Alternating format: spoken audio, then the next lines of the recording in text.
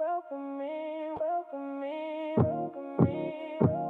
Future Homeowner Show. Yeah, we taught that first key glow. Let's go, let's go. Yeah. Savings on the table, dreams in the frame. First time buyer, we know your name. Credit down payment, what's in the plan? We make it clear so you understand. Take a breath, we got you. One step at a time, no pressure, just truth. Now lean in, hear the voice. Your home starts here with the right choice. The Future Homeowner Show. We break it down. Yeah. The Future Homeowner Show.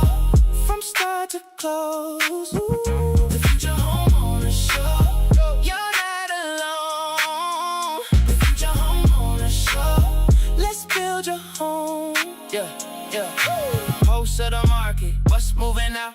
Pulse of the market, we'll show you how. Rates in the money, inventory low. Hot homes get picked before they even show. Neighborhood numbers count every trend. We wreck the signs and explain the end. Take a breath, we got you. One step at a time, no pressure, just truth. Now lean in, hear the voice. Your home starts here with the right choice. The Future Homeowner Show. We break it down. The Future Homeowner Show. From start to close. Ooh. The Future Homeowner Show. You're not alone. The Future Homeowner Show. Let's build your home. Deep dive. Deep dive. Go a little deeper. Deep dive. Get wiser. Get deep dive. Go a little deeper. Deep dive. Get wiser. Get deep dive. Deep dive. Deep dive. Deep dive. Deep dive. Deep dive. Deep dive. Deep dive. Questions in your pocket, we put them out. Money off us time and we talk it out. No more guessing, no more doubt. Real steps, real answers, that's what we're about. Real questions, real answers. Ask it plain. Real questions, real answers. The Future Homeowner Show. We break it down. The Future Homeowner Show. From start to close. The Future Homeowner Show. You're not alone. The Future Homeowner Show. Let's build your home. Welcome in. Yeah, the Future Homeowner Show. Yeah, first time buyer. Now you know.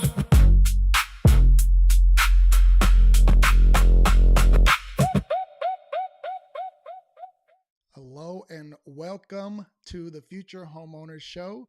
I'm your host, Eric Helon, and we have a great episode today for you. We're going to be diving into a great topic that was brought up this week. Going over a couple of headlines as well that you need to know about or should know about. One of them's kind of strange, a little interesting, but we'll be covering that. And then we're going to take a question that we have received this week and answer that for you on the show here. If you're watching live and you do have questions that you want to ask, that you want us to address, feel free to drop them in the comments on whatever platform you're on, and we'll be able to see them, and then we can answer them there. But outside of that, we have some great new intro music for our segment, so I'm happy about that. And we're going to jump right into the pulse of the market so we can talk about some of these latest headlines. Let's take a look.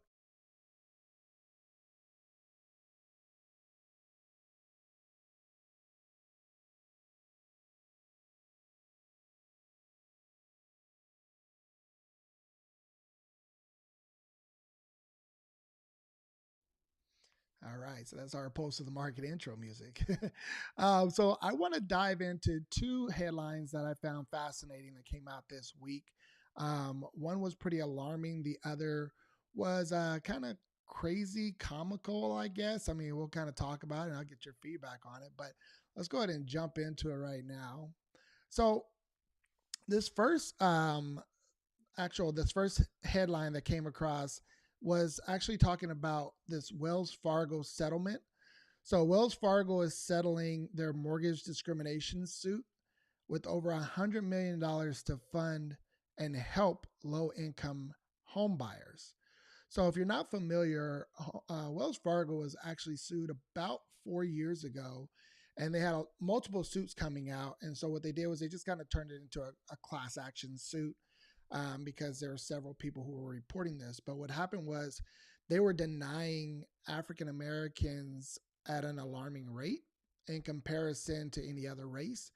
And they were kind of caught in doing this, even though, when they compared files, they found that these borrowers were pretty much the same. It was just in neighborhoods that they didn't want to fund in. And these were mostly refinances. But, large banks have been caught doing this over the years. And I bring these up when I see them because oftentimes people think, oh, well, that's history. That was in the past where that a lot of discrimination took place. And it's going on right now. So we're still seeing it in today's market where these lenders are still discriminating. And I'm not going to mention all of them, but there are definitely a number of them out there. So the latest one is this Wells Fargo settlement. And so what does it mean for first time home buyers? Well, what they're going to be looking at is providing mortgage assistance, so down payment assistance programs, closing cost programs to help first time home buyers in about 50 cities. And I'll kind of dive into a few of those because one of them is definitely San Diego. But they approved a final settlement on May 15th. And again, it's $100 million that they're going to provide. And it's a 3-year program. So there's 3 years of mortgage assistance programs for the communities. And they're primarily for low to moderate income households. So if you're, making well over the average income in your city or county, you're probably not going to benefit from this program. This is going to be for low to moderate income earners.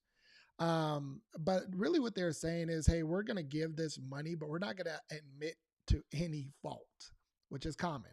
Most of the times when they reach a settlement, they don't want to admit to any fault. There was definitely some oversights that were needed, that some things fell apart where they should have been overriding their lending practices and catching this stuff, but they didn't.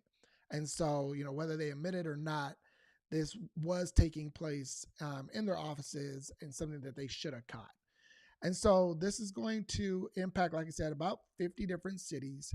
They're finding that what they're going to do first and foremost is provide funds for down payment assistance. Okay, so what cities are actually going to benefit from the funds? I'm not obviously going to name them all, but there are some here in California. So there's Oakland, Sacramento, San Francisco, San Jose, San Diego's on the list.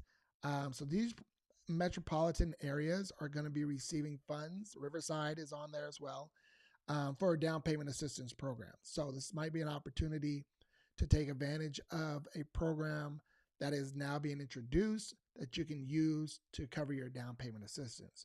There are some cities that will not be getting the down payment assistance programs, but they will have closing costs programs. And so there was a Thousand Oaks in California, but the rest were outside of California. It was like Cape Coral, Salt Lake City, Las Vegas, cities like that. So talk to your real estate agent, talk to your lender about this settlement.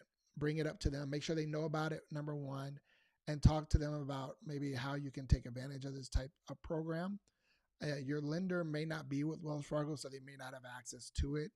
But if you talk to your real estate agent and they know a Wells Fargo loan officer who can offer this program to you, it might help you get your foot in the door. So take advantage of this program because obviously it is a settlement.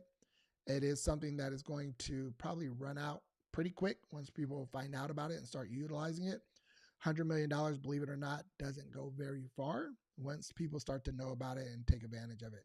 When you think about down payment, down payment in California could be, $40,000, $50,000 up to, $120,000, $150,000. So, you got to look at how much of this money is going to be used primarily in like cities in California or cities in New York or Florida, like some of the more expensive areas, and how fast that money might run out. So talk to your agent, see if there's a Wells Fargo loan officer that you can talk to who may have access to this program so you can utilize it.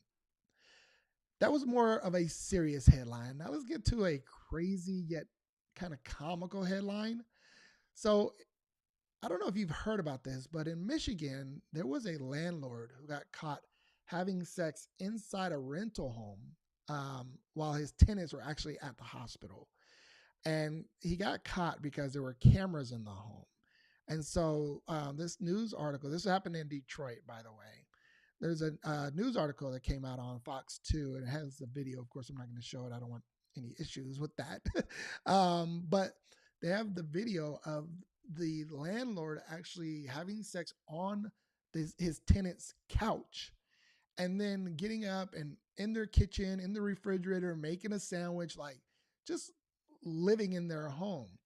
And so, the big question came about, well, if the landlord gave the tenant 24-hour notice that they were going to be in the home, right? They did what they're supposed to do. Now they're in the home.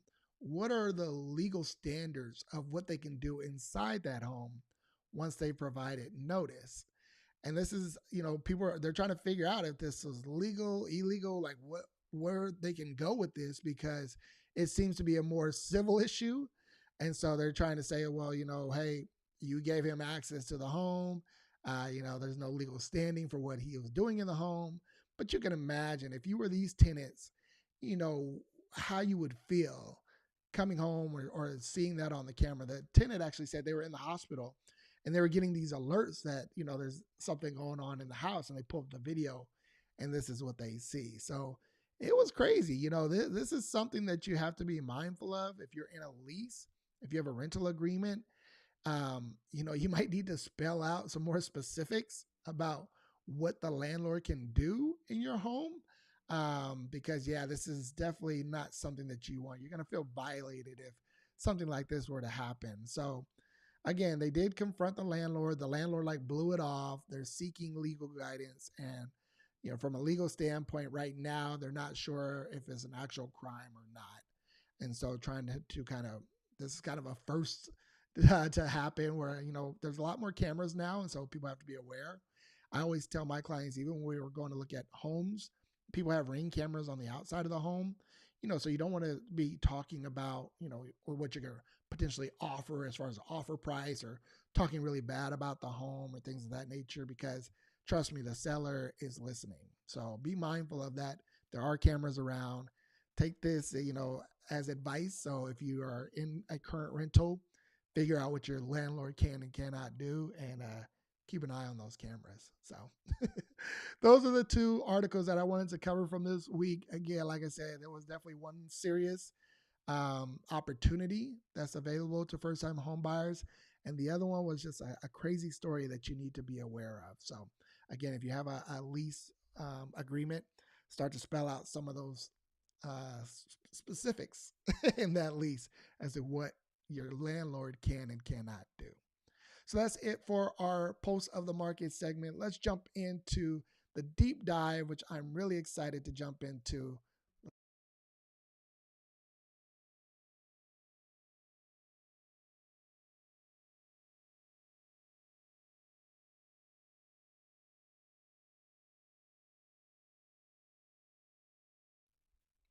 All right. So we're going to talk about a topic that came up this week from one of our clients. They had attended one of our webinars, and they brought up a question. They said, you know, should I just build my first home? Is that, like, what does that process look like? Is it, less of a headache, or, what are the costs? So I wanted to kind of go through this, because oftentimes people are, they have a misunderstanding of everything that's required to go down a certain path. And I'm not just saying that for new, building your own home. It could be like buying a brand new home versus buying, a resale home as well. But today we're going to really dive into building your own home, building your first home. And so, I get it. I understand why somebody wants to do it. Number one, everything's brand new. You come into a home, it's all the things that you picked out.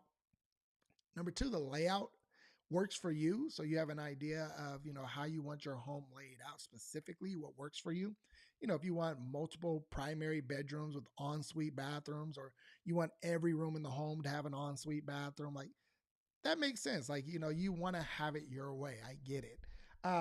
You might want open floor plans, or, upgraded flooring, whatever the case may be. Just some things that are a little bit deeper than buying new construction. When you buy new construction, they may have a certain number of model homes and a certain number of options when it comes to your finishes, your flooring, and things of that nature.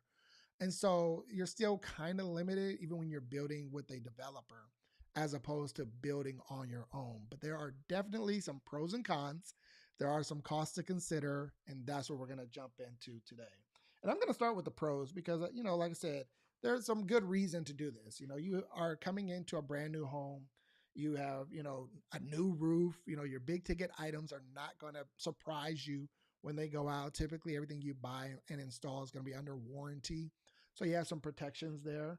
Like I mentioned, the layout, even your landscaping, you can decide on what you want that to look like. So obviously that has some pros there as well. Another pro is that everything will be energy efficient, so you can cut some costs on your utilities. Now, in California, when you build new, there are requirements for you to add solar to the home. So, whenever you buy new, build new, it has to have solar installed. So, keep that in mind. But that does, provide some energy efficiency. So, you can save some costs with lower utility bills. You can change out your insulation and, go with a thicker insulation. There's just a lot of options that you have when you're building new and you're looking to save some costs on energy. Another pro is that there's less competition. I mean, you're the only one, right? You're the one buying and building the home. So who are you competing against? So you're not really competing and, seeing that asking price go up because now multiple people are competing for the same home. So definitely a pro there. But let's talk about some of these cons. Now, some of the things that you need to understand about building your own home is number one, you have to find the land. Land is not cheap, especially here in California. So when you think about buying, building your home, you're not only buying just the house, you got to buy the land to start with. And so most people think like, especially like if you go with a condo or something, you don't really own that land, because it's a condo. So you can have some savings there. But when you're building new construction, you have to start with the land. Now, unless you have deep pockets, land is not cheap. Land, even when you're financing land, they typically want 30, 40, 50% of the financed amount, up front as your down payment. So you can't think that you're going to find a $30,000 piece of land and get that finance. That's not going to happen. Typically, lenders don't even finance that low. And so you'll need to, buy that outright. If you're looking at a more expensive piece of land, then there are financing options. But again, you're going to have to come with a significant amount down. So keep that in mind. Some of these real costs, like I mentioned, the land is expensive here in San Diego. I mean, you're looking at hundreds of thousands of dollars for land. You also need to think about the plans. So you're going to need to hire an architect to do the architectural plans. You're going to need to talk to a structural engineer to make sure that, the house is sound and not going to fall apart. Those costs can be roughly 10 to 40, $50,000. And they don't finance that. So, when you talk to an architect, they're going to want their money. The engineer is going to want their money. So again, you're going to need a significant amount of money up front in order to kind of go through this process. So keep that in mind. You also have to deal with the city, the county, utilities when you're thinking about permits and site preparation. So you have this piece of land. What is it that you need to do to the land in order to get it ready? If there's not already electricity, running water, already running to that land, gas, you're going to have to work with those agencies to put that in, and they're going to have permit fees, and they're going to have a process of what you need to do in order to go through that. Obviously, I would hope that you're going to work with a licensed contractor, a licensed general contractor to help you through this process, because as a first-time home buyer, if you're not already a contractor or working with a contractor, you're going to set yourself up for failure. So you definitely want to be thinking about that. You might have to grade the property. It might need soil treatment, water treatment. They might have to do testing. So you really want to know what to expect with that. The cost of doing just that site preparation could be $20,000 to $40,000 as well. Permits depend on, the city that you're in, but you could pay, $10,000, $20,000 for just in permits as well. Could add up on you. So keep that in mind. Now, the actual construction costs, now this is where you're going to talk to your general contractor, because they're going to probably quote that architectural plan that you have on a price per square foot and give you that estimate as to what it's going to cost. Because, if you're building, say, a 2,000 square foot home, it's going to cost $500 $500, $300 to $500 per square foot. If it's 300, then you're looking at about $600,000 to build. Now that's 600,000 plus the land, plus all your plans and your approvals and permits. So keep that in mind. You could have a very beautiful, huge home, and probably at the end of the day, everything would be less than buying a resale home. But you just need to have some money up front to get through that process and make it to the actual construction. Like I mentioned, you have to worry about the utility cost, utility connections, and then also landscaping. Don't forget about landscaping. Landscaping can add up, especially when you want to go with like water resistant, turf, things of that nature. I know we had bought a new construction home, needed to do our backyard. We spent about $15,000 to $20,000 to do our backyard, and that's because you do pavers, you do turf, you do a full design. So it just depends on what you want to do with it, but keep that in mind. I mean, it's not just the home, it's the land, it's the backyard, the front yard, things of that nature as well. So, as far as the timeline goes, you could be looking at number one, the first phase is going to be finding land that you actually want to buy and build on. So, that might take you, anywhere between a month to 6 months, who knows. Then you can look at the design and planning phase. That's the second phase. That's going to take about 2 to 6 months to go through that phase. Then you're looking at the city, county permits. So that actually takes a little bit of time. Some people get so frustrated with building that they, like this was the hardest part is like getting the permits and getting approvals. That can take, up to a year or longer. So keep that in mind as well. And then you get into the actual construction, which can be, about 9 months to maybe 18 months, depending on the size of the home, depending on weather, things of that nature as well. So it's going to be a long time. Okay. I don't want you to think that this is going to be a fast process. So if you're willing to go down this route, it could take you, anywhere between a year and a half to 3 years to get it done. So keep that in mind if time is of the essence for you. So again, you get into some of these risks when it comes to building. Number one, obviously construction loans are harder to get. So even when you're thinking about, okay, I have to buy the land, but then I have to get a loan to build this thing, construction home loans are a lot harder than maybe an FHA first time home buyer loan. So keep that in mind. They're going to typically require larger down payments. You got to have stronger credit, and you got to have some money in the banks, what we call in the industry reserves. So you definitely want to have those three. Costs can increase in the middle of the project. So that's a big risk. We have overages, we have, things that happen. And so, your contractor may come back to you and say, oh, this happened. We're going to need a little more money for this. Your fixtures could add up. So all of a sudden you could be paying $800,000 for a $600,000 house that you had planned to build. So happens all the time. It's a big risk. So keep that in mind. And then the actual delays can actually cost you. As I mentioned, when you're building, you're worried about weather. They're building outside. And so if there are delays, you have what are called holding fees. So, as you're building, you're possibly paying the interest on the mortgage in the meantime. So you could be still paying that. You could also, interest rates could actually rise as you're going through this process. Um, and then you could be still paying rent somewhere else while it's still being built. So obviously you're paying rent longer than you expected as well. So those things could arise that could cost you. Now, buying an existing home is usually better for first time home buyers. I'm not here to tell you what to do. Just want to give you the information so you have a true understanding. Number one, when you're buying resale, it's faster. The home is ready. You put your offer in. Typically, here in California, our escrow process is about 30 days. 30 days, you're getting the keys to that house.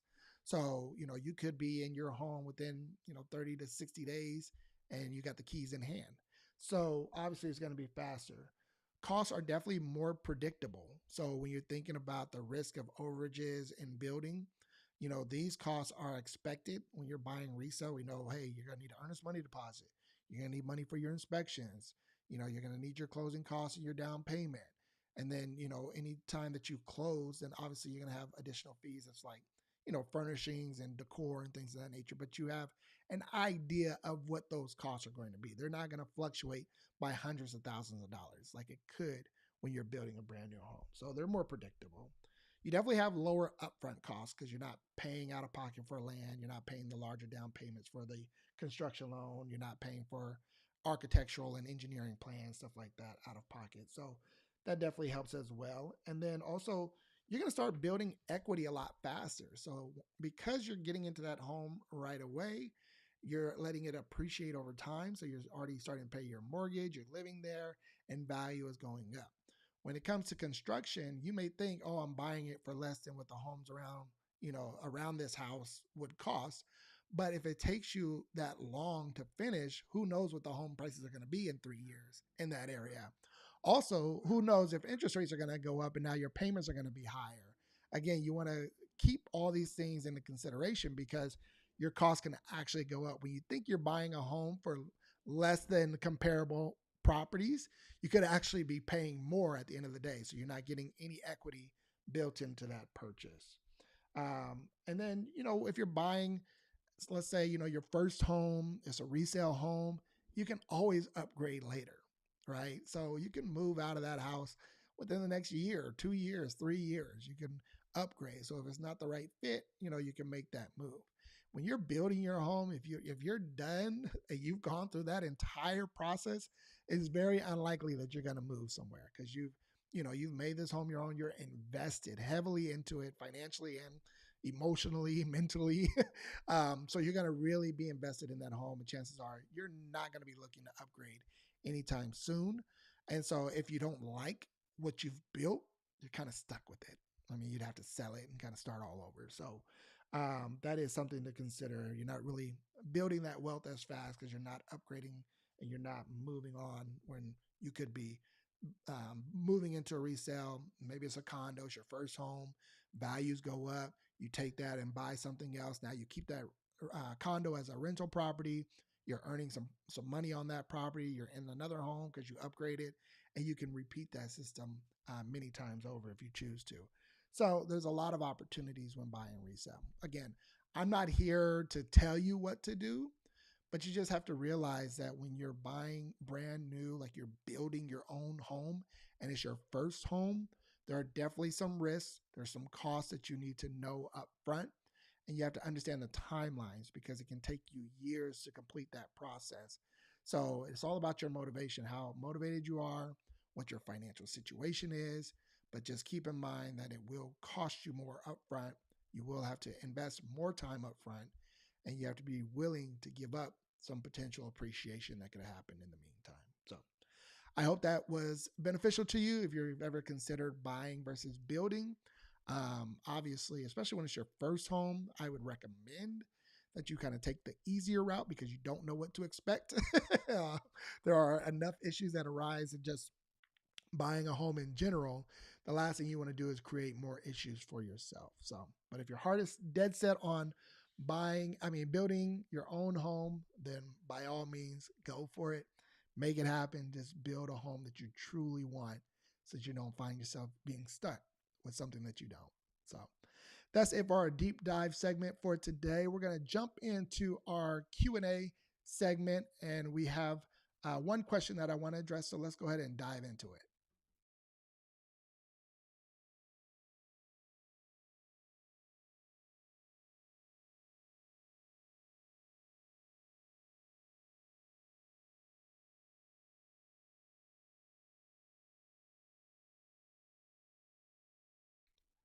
All right, so let's jump into one question that we received this week. I don't see any live questions, so we'll address this one and then we'll wrap up. The question came in and said, I do want to buy a home, but I'm feeling stuck. I feel like I cannot afford to make a move and go from renting to owning. What steps should I be taking so I can overcome this fear? And this is a good question. So, there are a lot of folks who have fear. We talked about it in the last episode where people kind of disqualify themselves because they don't know what to expect or they think that it's not possible for them.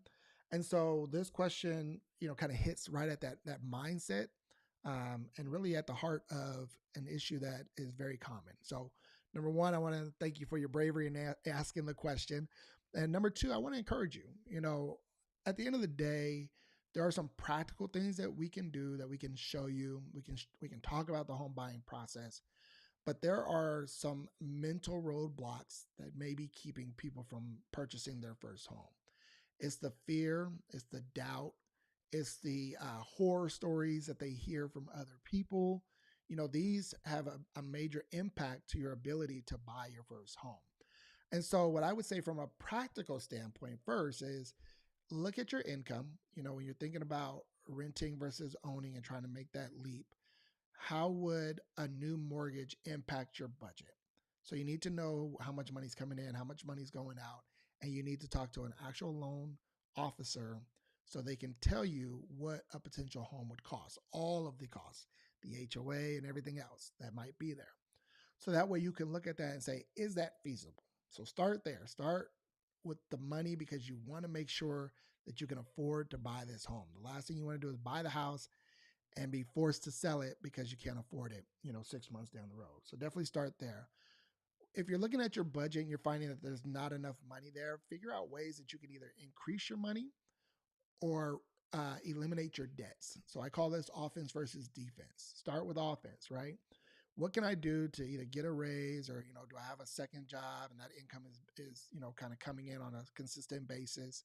Look at those things on how you can increase your income. That's always a good exercise to go through anyway, right? So you want to make sure you're being valued at work, and then you want to also look at other opportunities to increase your income if you're not making the money that you want to be making currently.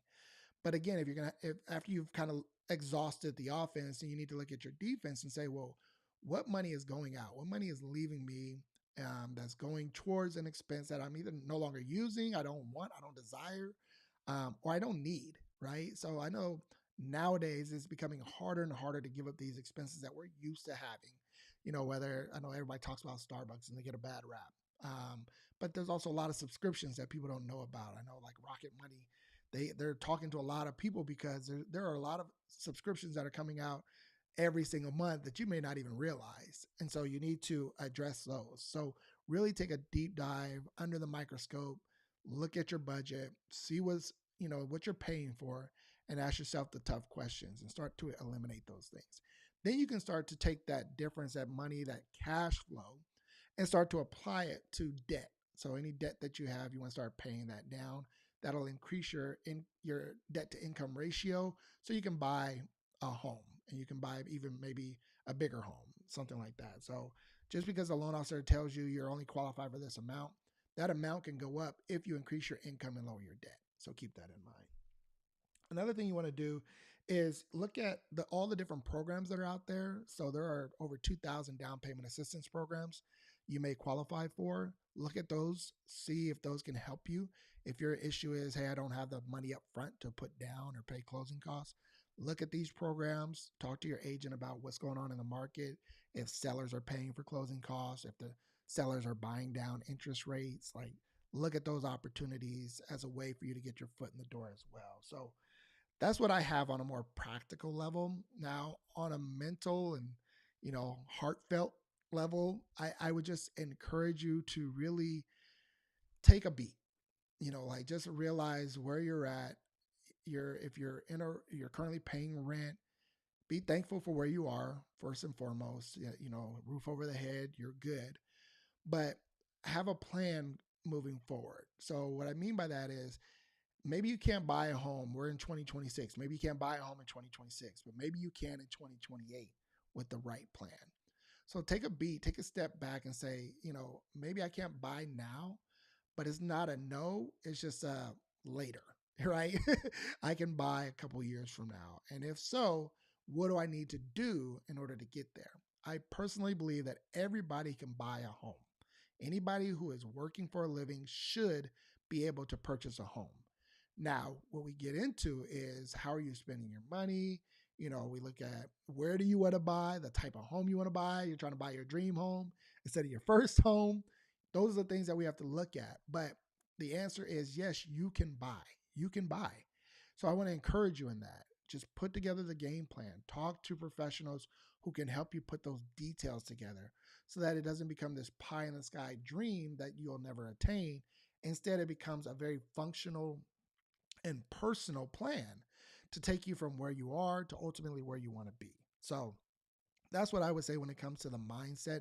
You're going to help your mindset and believe you can buy when you have some tangible evidence in front of you. And that tangible evidence is going to be that plan that you put together with a loan officer, a real estate agent, and your team in order to see that through. And you're going to have to, if you have a family, meet with the family, talk about the goal and why you want to achieve it, put it up on the wall or on your mirror, and encourage yourself in the fact that you want to buy a home and you're on the right track to buy. And so encourage yourself in that it's possible. Okay. If you need more specific answers to your particular situation, like you really want to look at your income, let's look at, maybe your taxes, let's look at your credit report. That's what homeowner prep is all about. So, we can help you in that. I would encourage you that if you are in that space where, you're trying to figure out how, then you need to have some professionals in your corner. You're not going to figure it out on your own. It's a group project. But you'll find the value, the support, the community within homeowner prep. We have different resources, events, programs that we can offer to you. I know, for instance, our Future Homeowner Academy is literally an online community of aspiring first-time home buyers. And we do limit that community because we want people who are in process and doing the work, but there's an opportunity there. So I know, right now our wait list is open on our website. So if you visit futurehomeowneracademy.com, you can sign up for the wait list and then you can, be admitted into the community when that slot opens. But we're really trying to not only build that community, but protect that community because we need folks to be open, transparent, folks who have particular needs, particular questions that they might be more comfortable asking our community than they are talking to their own family about. And so we want to be protective of that academy. So if you have any questions about that, definitely don't hesitate to reach out. But I hope that you found this episode helpful. I don't want this to be very long. I want you to share it with somebody who may be looking to buy their first home. Maybe they're wondering if they should build their first home. They're reading some of these headlines that are out there. If they haven't heard about this Wells Fargo program, I mean, these are great opportunities for people. Feel free to share it with them. Help somebody else as you're helping yourself. Um, Build a group, maybe an accountability group. If you know somebody who's on the same process, the same journey as you are, hold each other accountable to achieving this goal. It's a worthwhile goal, and you need somebody in your corner to make it happen. So at the end of the day, this show is all about helping you. If you want more real conversations about buying your first home, building generational wealth, don't hesitate to reach out to us. And until the next episode, be blessed.